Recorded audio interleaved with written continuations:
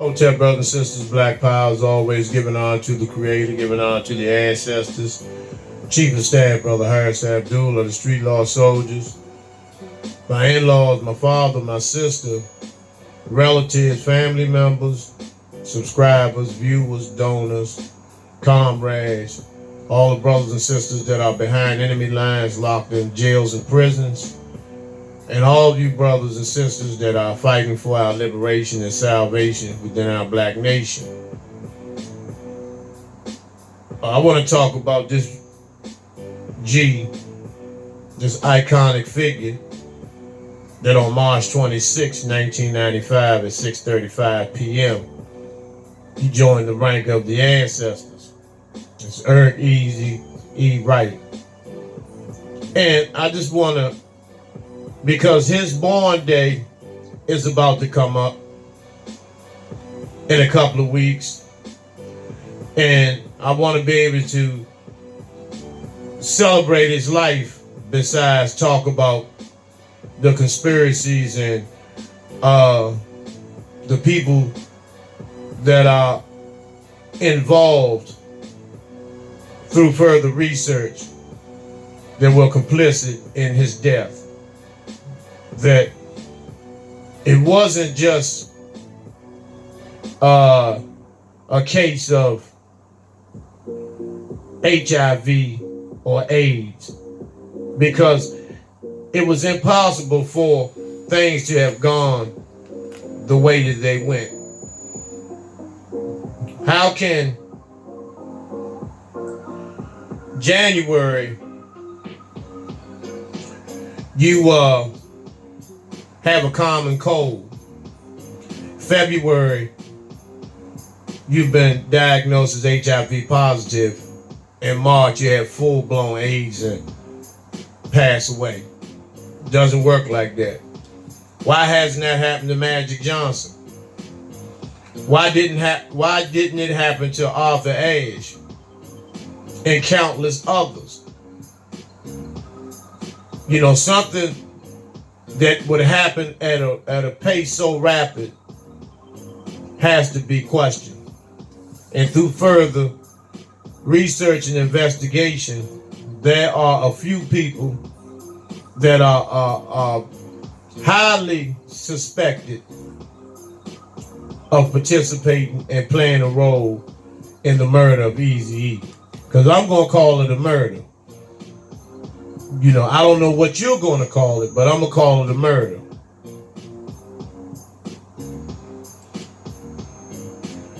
A lot of y'all know from the group NWA with Eazy, Ice Cube, MC Ren, DJ Yellow, Dr. Dre, was used. Let me start with them. How they were used to annihilate all conscious rap. All conscious rap, where they were talking about clean rap, going back to school, doing the right thing. You had so many conscious rap groups and rappers, Brand Nubian, Public Enemy. You had so many conscious rap groups with so many powerful messages. And at that rate, the new generation of that era had began to plug into black consciousness.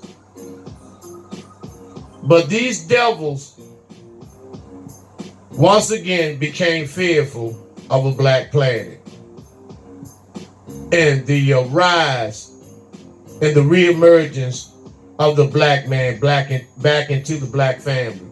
So what had to be done? They had to find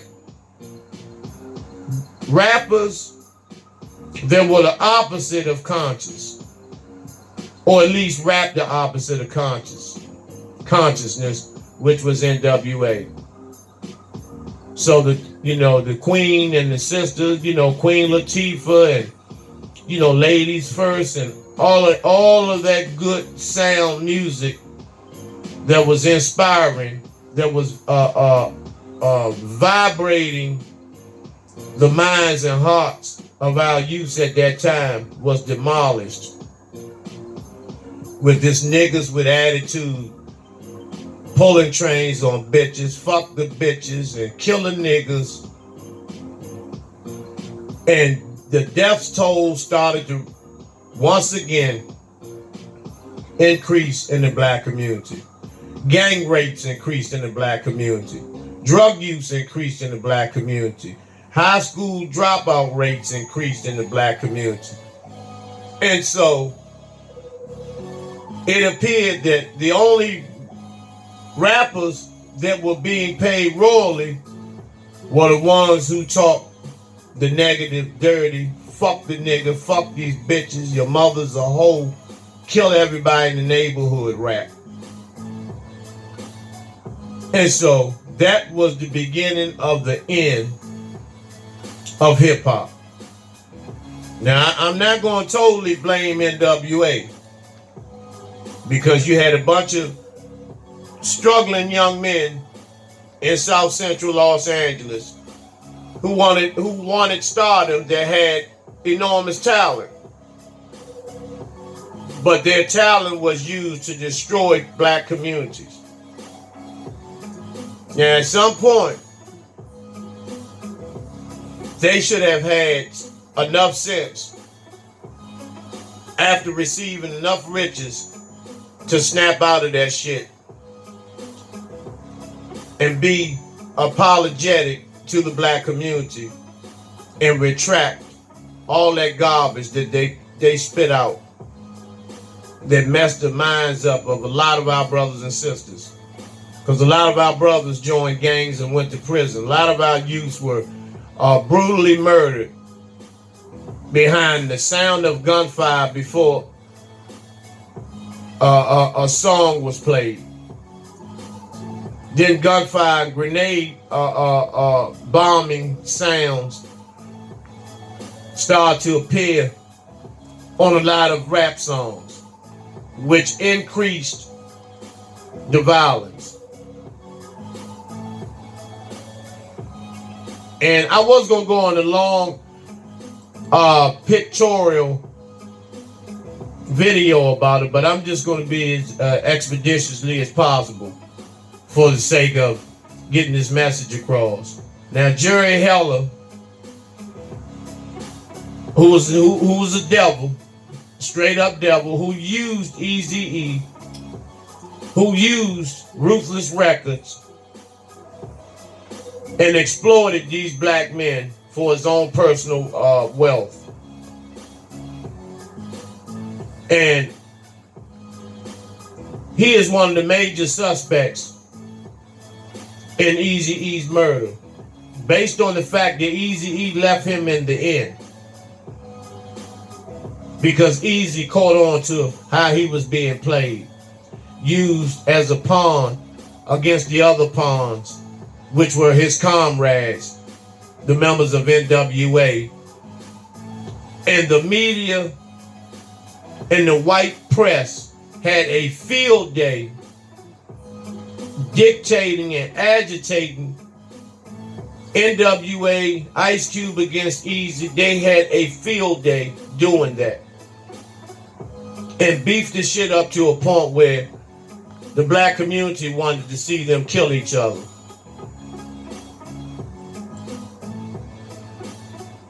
Second suspect is Tamika Woods Wright, Eazy's wife. Now, why did she wait till Eazy was on his deathbed and on life support to get a signature on a marriage certificate? And now, taking over Ruthless Records, she was the sole controller and owner of Ruthless Records and of Eazy E's estate. And she was HIV negative, along with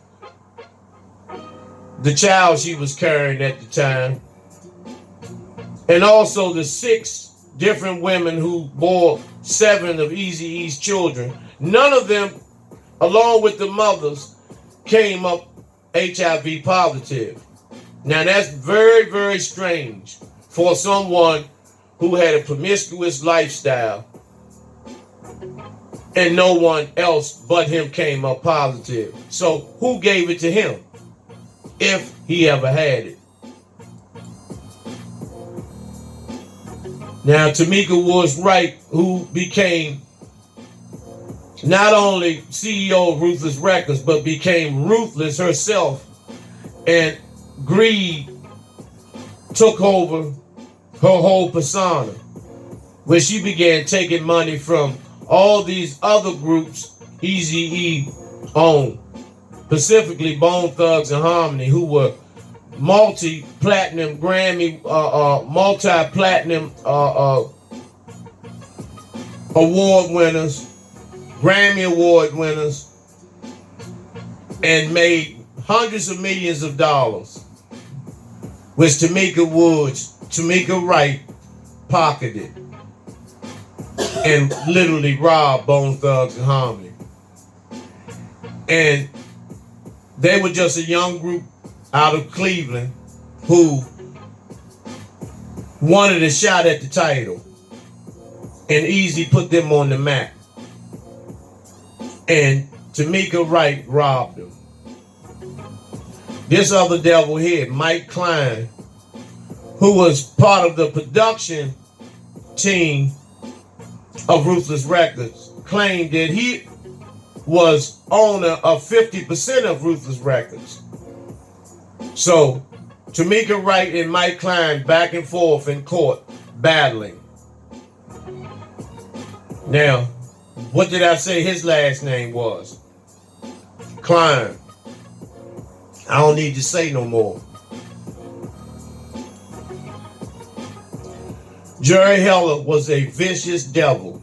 And so when Ice Cube made the song about Jerry Heller called No Vaseline, where he stressed that Jerry Heller was a ruthless, dirty, so-called Jew that was fucking dry fucking Eazy E financially.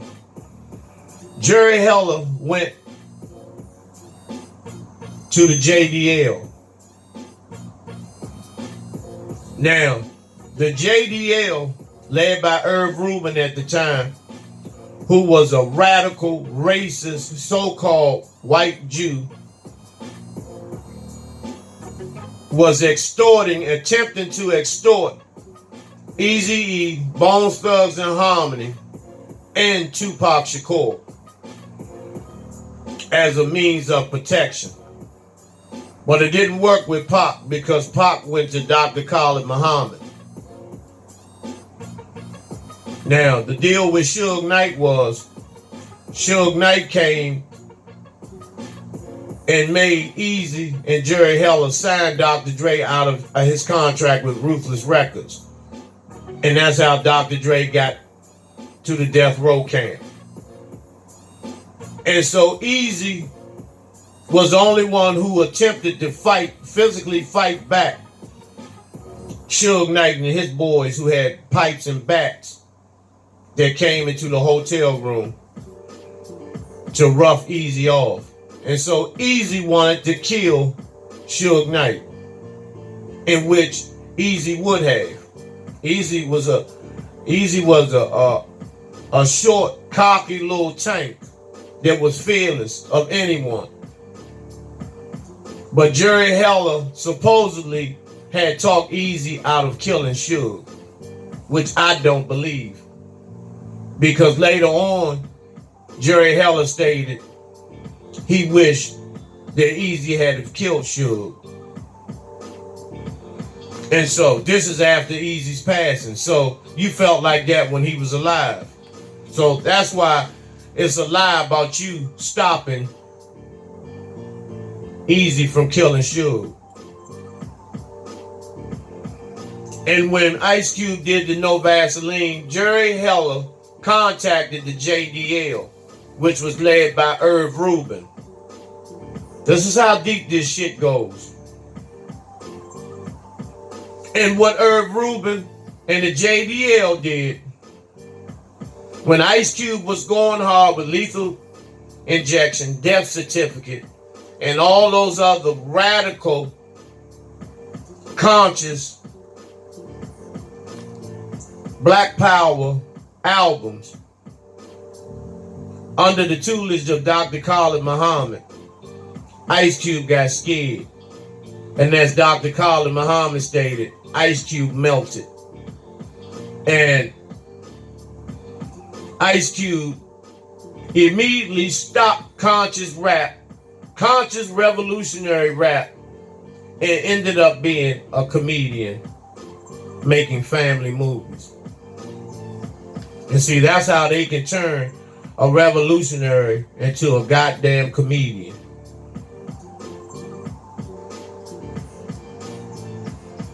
That's Irv Rubin, who took over the JDL in 1985, which his wife is CEO of the JDL. That's the Jewish Defamation League, in which he is a radical racist. And one time too many, because he was known to jump in black men's faces. He was known to interrupt marches. He was known to interrupt black rallies. But one time, he jumped in the wrong rally, and Dr. Khalid and the Nation of Islam ran their asses in the middle of the street, running in the middle of traffic in Los Angeles. However, Irv Rubin is responsible for the attempted assassination of Dr. Khalid Abdul Muhammad at Riverside College in 1994, May of 1994, based on the fact that Khalid made a fiery lecture and speech at King College, November of 93. Irv Rubin was sitting right in the front row at Riverside College in the Marla Gibbs Auditorium when the attempted assassination of Dr. Khalid took place.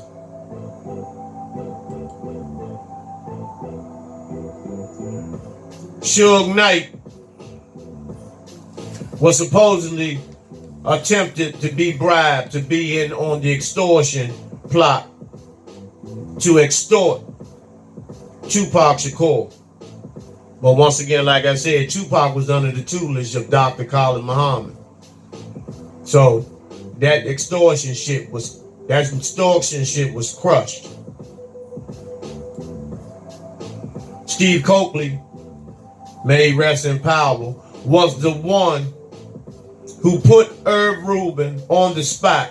And he and Irv Rubin got into a heated argument on national television, in which he tricked Irv Rubin of coming out calling Steve Coakley everything but a black monkey nigga on national television. Steve Coakley was the best investigative researcher that the black community has ever seen. There's no one that I've ever seen that was better than Steve Coakley when it came to research.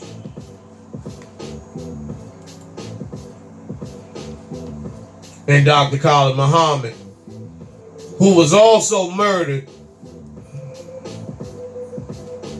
in 2001, of February 2001, by way of poisoning. Bear witness and survived the attempted assassination in 94 and knew who the complicit people were. Although Minister Farrakhan is still a possible suspect, along with Malik Zulu Shabazz and members of the new Black Panther Party. They were all complicit, and still to this day are suspects as far as we're concerned. Now, Irv Rubin also supposedly committed suicide in 2002, which, if you believe that, you're crazy as hell. But we know that white people are famous for taking their own lives when pressure comes on board. And so, those are just a few things, few issues, some few pointers I wanted to point out to you all surrounding the murder of Eazy E. Because there's no way that you can be as promiscuous as they claim Eazy was, with 8 children with 7 different women, and none of the children or the women are HIV positive. Eazy is the only one that's HIV positive and went within a 60-day period to full-blown AIDS and passes away.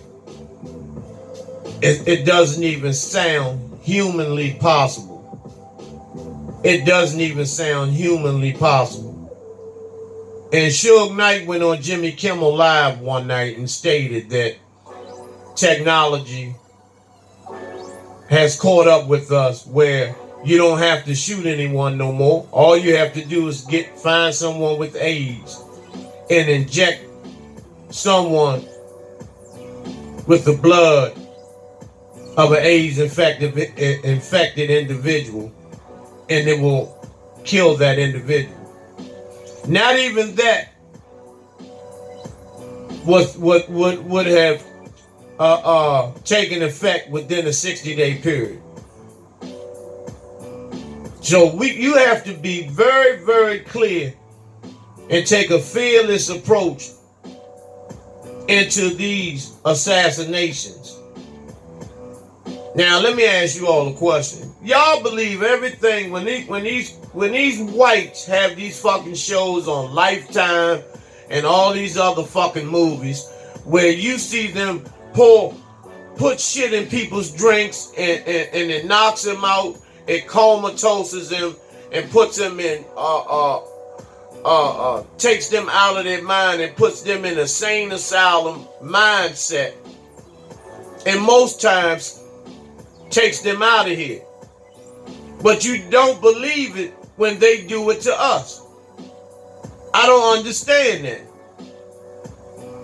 And for those who are in that mindset, you have the mindset of a cracker.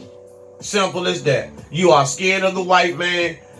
You believe everything that he says and does, and you are still to this day under the hypnosis of the system of racism, white supremacy. When you look back at Aaliyah, Left Eye, Tupac, Eazy E, ODB, and several others, including Bernie Mac, Charlie Murphy, and several more others, even those that were diagnosed with a particular illness that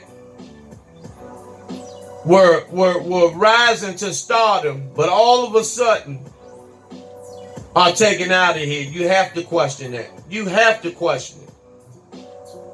Look what Bernie Mac did.